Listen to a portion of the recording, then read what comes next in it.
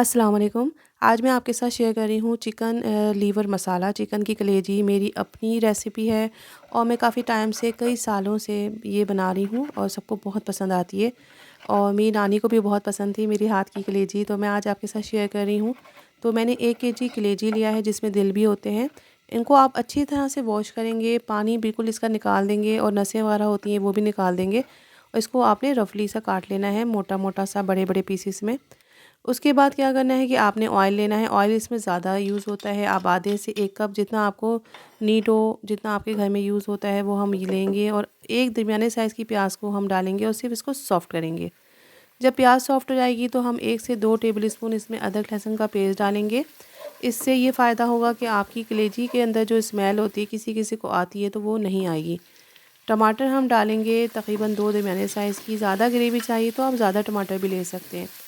अच्छा देखिए, अगर आप जैसी कलेजी लेके आएँ चिकन की और उसको धो के फ़ौरन पका लें तो कभी भी स्मेल नहीं आती।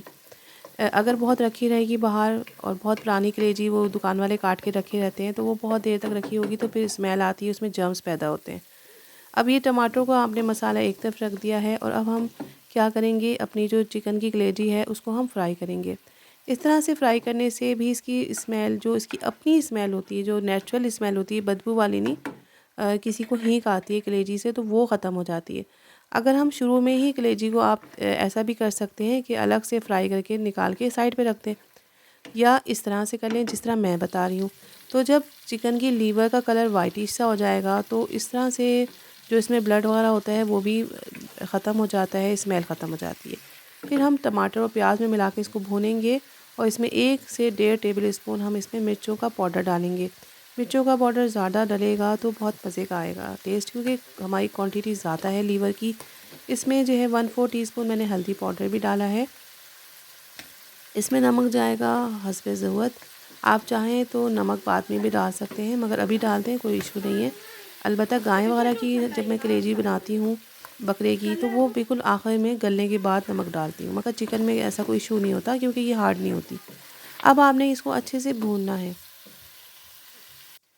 काफ़ी देर तक हम इसको खुला भूनेंगे तो इसमें पानी भी बहुत सारा निकलता है, प्याज और अपना गोश्त का जो पानी होता है वो भी निकलता है, उसी में ये गल जाएगी। आपने इसको कभी कवर नहीं करना और ये ओपन ही पकेगी। इसको आपने खूब भूनना है।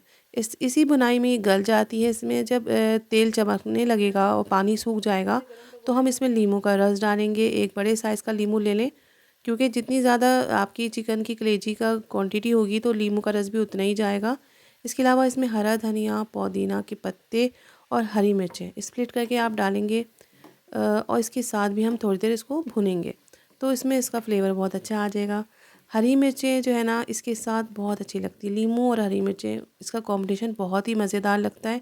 आप एक बार ये रेसिपी ट्राई करें। हम बहुत ज़्यादा मसाले भर देते हैं तो ओरिजिनल जो देखिए कितनी सॉफ्ट बनी है, ये बिल्कुल रेडी है और इसको मज़ीद पकाने की ज़रूरत नहीं है। तेल भी देखिए शाइन कर रहा है, पानी बिल्कुल भी नहीं है, मॉइस्चर नहीं है और इतनी लजीज कलेजी है। एक बार आप ज़रूर ट्राई करें।